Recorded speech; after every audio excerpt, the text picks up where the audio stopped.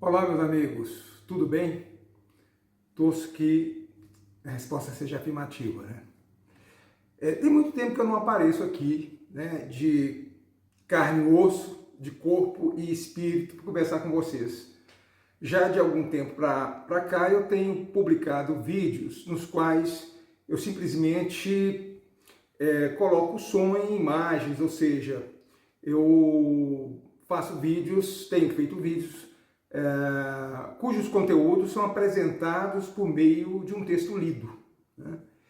E eu recebi uma opinião de um espectador aqui do canal, segundo a qual esses vídeos perderiam um pouco da sua espontaneidade, do seu interesse, né? Então, sem que a presença física se fizesse presente, né, isso levaria a alguma perda do interesse pelo vídeo. Eu achei interessante essa postura porque isso também sempre me ocorreu. E eu, inclusive, já consultei alguns colegas mais próximos que são espectadores aqui assíduos do canal, né, muitas vezes por insistência minha, que os assedio com vídeos sempre que publico, né, esperando as suas opiniões, as suas avaliações, e já submeti a eles essa dúvida, né? Se esse modelo de vídeos, simplesmente por meio de textos lidos, com imagens, etc., seria preferível aos textos, ou melhor, aos vídeos em que eu apareço falando, etc., e muitos deles já opinaram no sentido de que os textos, os vídeos nos quais eu só apareço lendo determinados textos também são vídeos muito bons. Mas eu entendo essa questão, essa opinião que um querido telespectador aqui do canal, né, um querido espectador aqui do canal, externalizou por meio de um comentário a um vídeo que eu fiz. Eu também entendo isso, eu tendo a achar mais interessante o vídeo no qual o apresentador, o youtuber, né, ou o booktuber, como alguns vão denominar, pessoas que vêm ao YouTube falar de livros, né? Então, eu tento também a imaginar, eu tento também a concordar em alguma medida que essa presença também ela é mais interessante, né? Ela se mostra mais espontânea, né? Mas são duas formas muito distintas, né, de abordar determinados conteúdos. Quando eu abordo o conteúdo simplesmente lendo um texto, isso pressupõe que eu escrevi um texto prévio. Normalmente eu não falo de improviso quando eu faço esses vídeos, porque também é outra coisa difícil, né? O improviso, vamos dizer, 100% ele não existe, né? Nenhum texto que se fala, quando alguém vai falar, algum orador vai falar, ele não o faz com um absoluto improviso. Quando a gente fala, a gente está trazendo a nossa parte consciente da fala, aquele amealhado de conteúdos que a gente foi acumulando ao longo da nossa existência, né? Aquela quantidade de leituras ou de percepção de mundo, aquelas nossas elucubrações mentais, etc., em alguma medida elas se externalizam, né? Veja aqui que eu já cometi um erro, né? Quando eu estou gravando, eu faço um texto, como eu disse previamente, e depois eu faço a leitura desse texto, no intuito de gerar um vídeo mais organizado, né? De uma fala mais coerente, mais racionalizada, mais organizada, mas ao mesmo tempo isso pode gerar uma percepção assim de uma fala mais mecanizada também, né? Que retiraria uma certa espontaneidade que talvez o vídeo, quando feito dessa maneira que eu estou aqui a fazer, né, com a presença física, teria isso em menor medida, né? Não é que eu aqui, quando falo para vocês, estou falando com absoluta espontaneidade, acho que isso não é verdade, porque não estou. Tanto assim que às vezes a gente elabora mentalmente. Ontem eu estava elaborando mentalmente, mesmo já na cama, esperando que o sono me acudisse, né? Mesmo ali eu já pensava, o que eu vou falar nesse vídeo? Uma coisa é quando eu estou lá elaborando mentalmente e sai um texto muito mais coerente, muito mais racional, muito mais atrativo, na minha opinião, enquanto espectador do meu próprio texto, né, que se desenrola no interior da minha mente, do que quando eu estou aqui, né, diante dessa câmera falando para vocês. Então, são modos diferentes de abordar conteúdos, né? Eu, durante muitos anos, por mais de 20 anos, lecionei, né, em faculdade de Direito. Antes da faculdade de Direito, também lecionei em cursinhos preparatórios para concurso. Uma experiência mais exígua, mas também na qual eu comecei isso lá em 92, né? Pouco depois de eu ter concluído o curso de Direito, né? Então, comecei com essa experiência, inclusive estimulado por um amigo, né, que dizia, que já era professor, e dizia, você tem jeito, quem sabe e tal. E eu me descobri professor exatamente em razão desse amigo que me levou, no primeiro momento, né, para poder falar. Quando ele dava aula, ele já fez, né, ele me fez convites, eu cheguei a ir à sala, falar para os alunos dele sobre um determinado tema previamente escolhido, né? E isso foi me motivando. Então, o que eu quero dizer também é que aí é uma outra maneira, né? Quando você está diante da sua turma, né? Eu tinha turmas de 60, 70 alunos às vezes, aquela relação que se trava ali de maneira presencial, na qual você está vendo os seus alunos, tentando interpretar as reações que esses alunos estão tendo à sua fala, né? Que podem ser, na sua percepção naquele momento, reações positivas, de atenção, etc., ou mesmo reações negativas, de um certo desdém ou de um certo desinteresse que você às vezes percebe ali, né? Que pode estar percebendo erroneamente também. A gente não tem como ingressar no interior da mente das pessoas para verdadeiramente de lá extrair o que elas estão de fato pensando sobre algo, né? A interpretação também nos leva sempre a equívocos, não sempre, mas em muitos momentos, em muitas situações, ela também pode conduzir a equívocos. Então, olha, uma coisa também é você dar aula. Então, eu sei que o discurso que eu tinha enquanto professor em sala de aula era completamente diferente desse que eu estou, né, dessa ação que eu estou aqui praticando, de estar diante de uma câmera, falando, né, isso é muito diferente. Então isso vai gerar também discursos diferentes, né? Eu, às vezes, quando estava dando aula, depois de ter lido muita coisa, escolhido aquele tema que me era necessário abordar ali em sala de aula, eu mesmo, às vezes, como que se me desligasse do meu corpo e me observasse de um plano externo, né, a minha fala, enquanto essa fala estava a se desenvolver, né? É como se houvesse um duplo, né, que estivesse ali observando, enquanto que o outro estava ali no certo desenvolver de uma ação, né? E muitas vezes eu ficava até meio assim espantado, olha, como é que eu estou falando isso? De onde que eu tirei isso? Como que...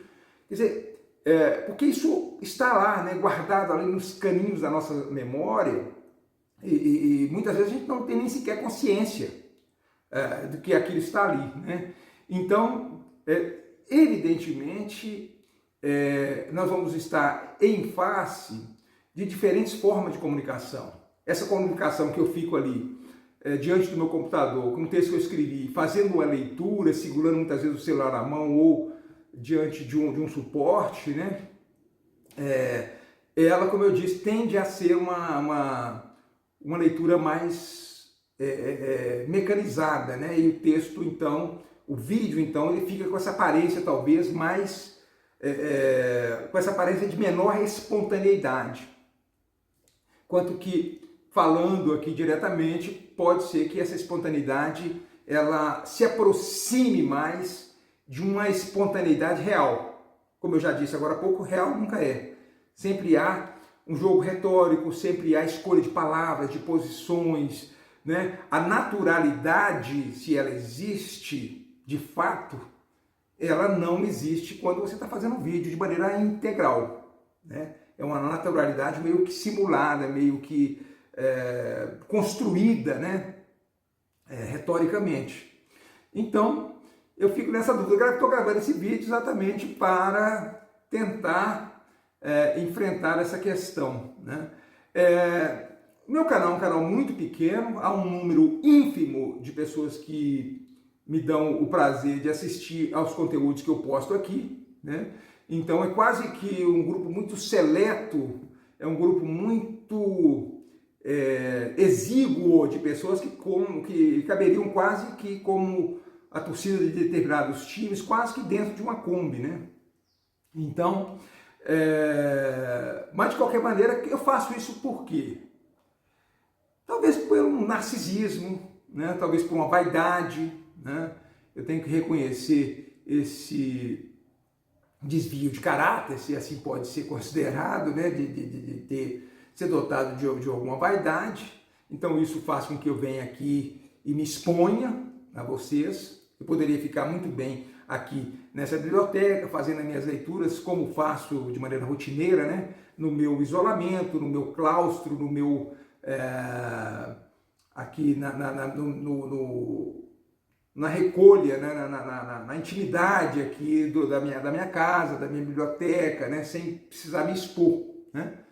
Como muitos amigos assim o fazem, né? Preferem uma vida mais monástica, mais discreta, mais recôndita, né?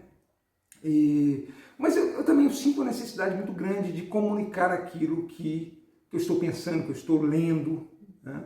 Porque a leitura é um ato solitário, né? Eu acho que não tem como deixar de ser. É você e o livro, né? E o livro se passa aqui na sua mente. Outra coisa que é muito diferente, às vezes apresenta assim, contornos muito distintos, é quando você faz uma leitura silenciosa.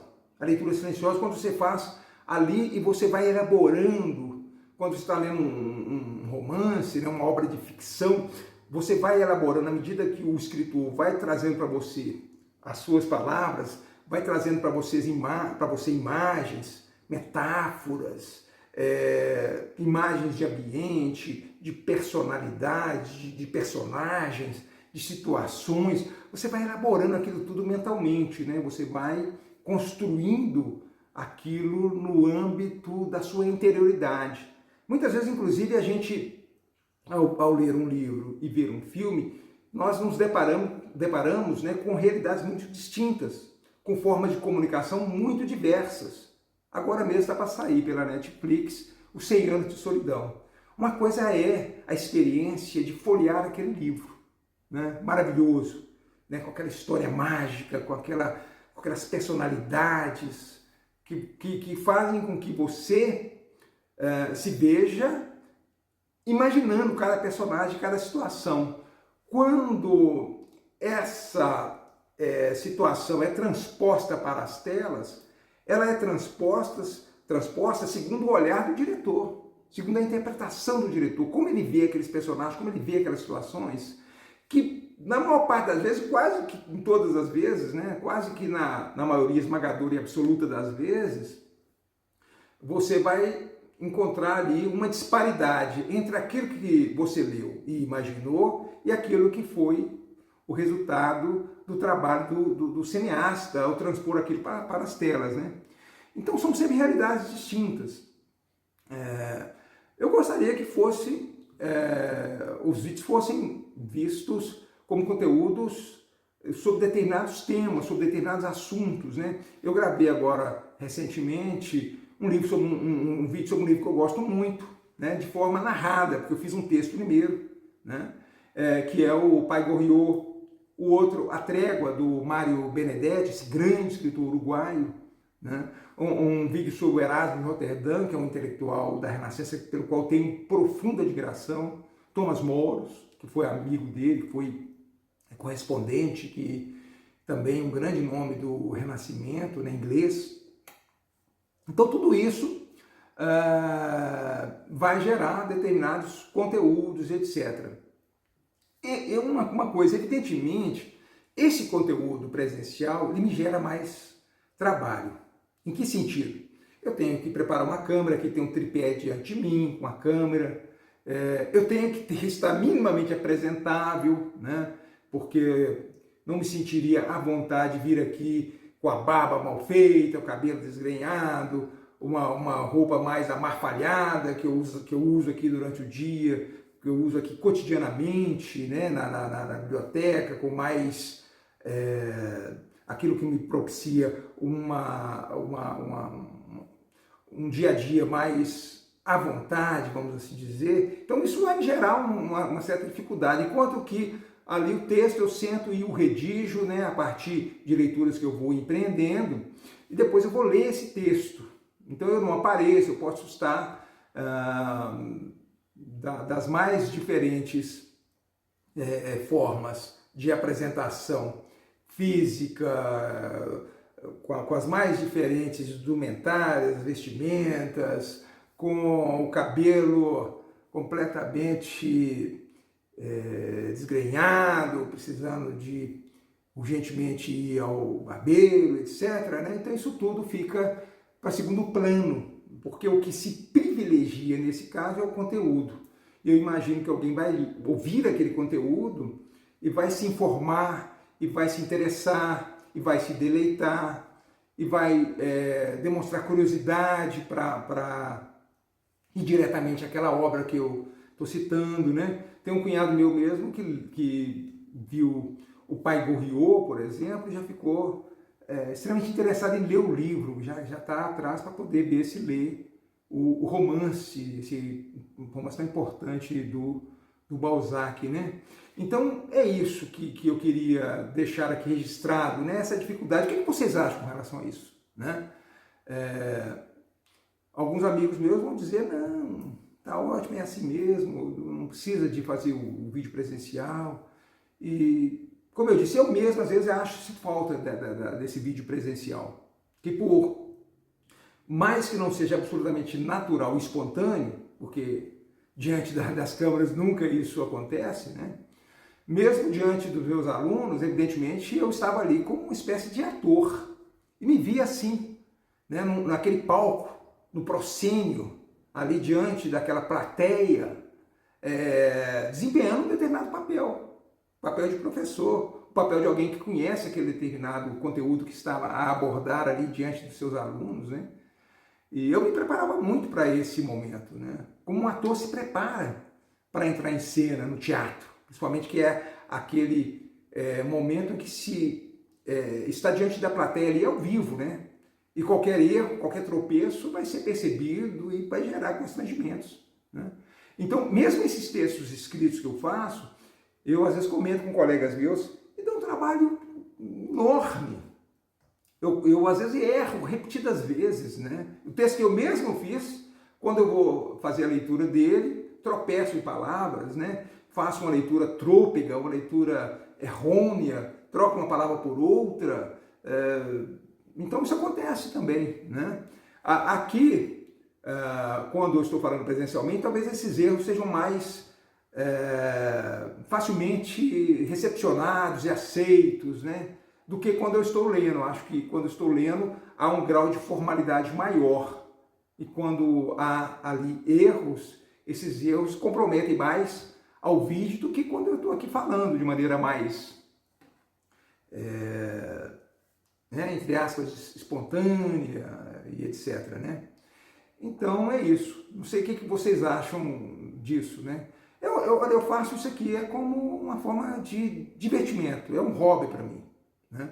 Mas é um hobby que às vezes também custa, porque não basta chegar aqui falando, né? Evidentemente a gente tem que fazer um preparo. Se eu vou falar a respeito de um livro, de uma obra ou de um determinado tema, isso requer, às vezes, horas, dias, semanas, meses de preparação, né? De leitura e etc, para poder vir aqui e falar a respeito de um determinado tema, de um determinado livro, como eu disse. Eu, inclusive, fiz um vídeo agora recentemente, acho que com menos de 3 minutos, no qual a câmera percorre toda aqui a biblioteca, né, mostrando uma série de espaço, aqui a série de estantes, o espaço no qual eu estou inserido aqui, né? Eu tinha feito um vídeo sem nenhuma fala, apenas as imagens. Aí alguém falou, olha, professor, mas eu fico lá preocupado, o que é preocupado, não, interessado, o que tem nessa biblioteca? Aí eu fiz esse vídeo agora, mais recentemente, no qual eu faço uma abordagem mais panorâmica do que tem aqui na biblioteca, né? Então, dos temas que estão aqui representados, né? Então, livros de história, né? História do Brasil, história geral, livros de filosofia, livros de literatura brasileira, literatura estrangeira, biografias, livros de memória, livros de correspondência, livros relacionados à crítica literária, ou seja, livros nos quais autores estão abordando determinados temas literários, determinados livros, determinados autores, isso sempre me encantou muito, né? E também tem aqui uma machadiana. O que é isso? Quer dizer, é uma estante dedicada toda ela a obras, a fortuna crítica do Machado de Assis. Então, basicamente, obras que foram sendo escritas sobre Machado de Assis ao longo dos últimos aí, mais de 100 anos, né? Desde o primeiro livro que se publicou a respeito de Machado, que é de 1897, né? De autoria do intelectual sergipano Silvio Romero, até os mais recentes, muitas vezes, né? Então, ali também há um acervo de em torno de 200 volumes, que são biografias e estudos críticos, né? Então, como eu disse, dicionários, coleções, né, dos mais variados assuntos.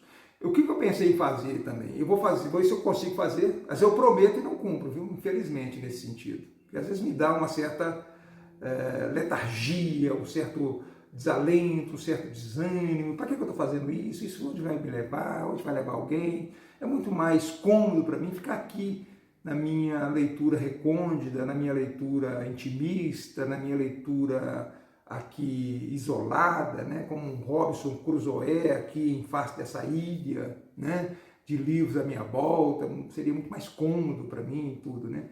Mas, como eu disse, há aqui uma série de móveis, uma série de situações que vão mover a mim a fazer esses vídeos, dentre as quais a própria vaidade e o interesse de comunicar, de compartilhar, né? Porque a gente vai lendo, vai ficando tão cheio e em algum momento há aquela vontade de extravasar, de colocar para fora, de comunicar, de compartilhar aquilo que está lendo, que você fica tão maravilhado, né? Com aquele livro, com aquele poema e tal, e você vai guardar aquilo só para você. É egoístico também, não é? É egocêntrico. Você quer compartilhar, você quer conversar, você quer se interagir com outras pessoas também, para ver o que elas sentem. Se elas também vão se render àquelas emoções que você experienciou, ou se elas simplesmente vão ver com certo desdém, com uma certa indiferença aquilo que para você foi tão marcante, né? Às vezes eu leio um livro, para mim foi fantástico, eu fiquei maravilhado. E eu comunico com uma pessoa, ela leu também, me passou meio incólume pela leitura, que não foi tão... ela não entende, às vezes, nem por que eu gostei tanto, né? E essa questão também da leitura, ela implica numa certa... em alguns, vamos dizer, pré-conhecimentos também, né? Para você identificar um texto, se o texto literariamente tem qualidade, sem pretensão, mas a gente acaba adquirindo um certo traquejo à medida que você vai lendo muito, diferenciar um texto que é um texto mais banal, que é um texto mais qualitativamente ruim, do que aquele texto que te impacta pelas imagens do autor, pela linguagem, pelo domínio das palavras, como que essas palavras vão sendo encadeadas, vão sendo aglutinadas, vão sendo ali amealhadas dentro de um espaço branco e elas vão se comunicando, de que forma que elas vão sendo articuladas entre si, né? Que vão gerar os textos mais diferentes, né? Às vezes as situações mais banais geram textos sublimes. Machado de Assis, por exemplo, é um grande escritor brasileiro, né? Talvez o maior deles, às vezes vai retratar e vai se ocupar das situações mais corriqueiras, mais banais, mas o faz de uma forma que transmuda aquelas situações em algo, né? Aquele prosaico da existência se transforma em algo maravilhoso, em algo sublime, né? Mas é isso, acho que já me perdi aqui um tanto, né, nessa fala, que eu esperava que fosse mais coerente, mais lógica, mais... tinha pensado todo um texto na minha cabeça. Se eu pudesse ter um gravador e gravar tudo aquilo, certamente seria algo diferente do que aquilo que eu acabei por comunicar aqui, né? Mas eu vou tentar, então, separar alguns dos livros aqui do acervo que eu acho interessantes e, num próximo vídeo, fazer menção, né, a esses textos. É sempre tão difícil, porque a gente prepara e tal, e quando você vai falar, as coisas não saem de acordo, né? Para encerrar, eu lembro sempre de uma coisa mesmo. Eu li aqui alguma coisa da biblioteca, e muito do que eu lia, eu sempre tinha em mente meus alunos. É engraçado, né? Quer dizer, a leitura, primeiramente, é para mim, é para o meu deleite, é para o meu prazer, é para o meu crescimento, supostamente, né? Crescimento intelectual, crescimento enquanto ser humano, né? Mas também eu sempre tinha em vista os meus alunos. Eu viajava, vou levar esses livros, tal, porque eu quero levar. Porque eu sempre levava para a sala de aula muito desses livros, né? O meu tema sempre era os temas jurídicos, né? Eu fui professor durante muitos anos de disciplinas propedêuticas, aquelas disciplinas que não têm um fim em si mesmo, mas elas preparam o aluno para outras disciplinas chamadas dogmáticas, né? Essa linguagem é muito própria do direito, mas uma disciplina como Introdução ao Estudo do Direito, chamou-se Introdução à Ciência do Direito em dado momento, né? Que é aquela disciplina que vai recepcionar o calouro que está ingressando no curso de Direito. Então aquele menino, aquela menina, ou mesmo aquele adulto que está ali ingressando para cursar o Direito e está cheio de expectativas, cheio de sonhos, né? E cabe a você recepcioná-los e fazer com que aquela experiência que eles estão iniciando seja realmente benfazeja, que seja realmente uma experiência que atraia a atenção, que os mobilize, né? Então, eu tinha essa função. Então, uma das disciplinas que eu lecionava era essa, além de outra, que é a História do Direito, né? Eu sempre fui apaixonado por História e acabei por lecionar História do Direito também. Mas, às vezes eu estava aqui lendo um texto com o qual me maravilhava profundamente, né? Ia transportado a um nirvana quase ao ler aquele texto de maneira emocionada e etc. Né? Nessa leitura silenciosa. Muitas vezes, quando eu transportava esse texto para uma leitura oral diante da turma, eu mesmo, nesse ser que fica aqui, nesse duplo, né? Que se desvencilha, um que fala e o outro que analisa, eu, às vezes, ao fazer a leitura oral, já me deparava com algo diferente e, às vezes, ficava ali tentando interpretar e me parecia que a recepção não era aquela tão alvissareira, tão festejada, tão emocionada que eu tive ao fazer a leitura silenciosa. Então, é isso. Eu estendi aqui demasiadamente a minha exposição, né, nesse vídeo, mas para falar dessas questões. Eu espero que eu tenha, então, ânimo, né, para mim mesmo, né, e espero que vocês também tenham interesse. Eu vou escolher alguns dos livros aqui da biblioteca para poder comentar de maneira individualizada, em vídeos também individualizados, algum desses livros, né. Então, ficamos assim. Muito obrigado pela atenção de vocês. Comentem aí. Eu gosto muito de comentários, né, que infelizmente são meio que parcos, né? Não há muitos comentários, mas os que chegam eu os recepciono com muita alegria, com muito prazer, com muita lisonja, né? E os acato com muito respeito, né? Então, se você está vendo esse vídeo, queira fazer algum comentário, fazer alguma sugestão, né? Não sei se eu vou poder atendê-la, porque muitas vezes eu fico muito entusiasmado, como eu disse, para fazer vídeos, e no momento seguinte eu já entro num completo modo desalento, né? Modo desânimo, né?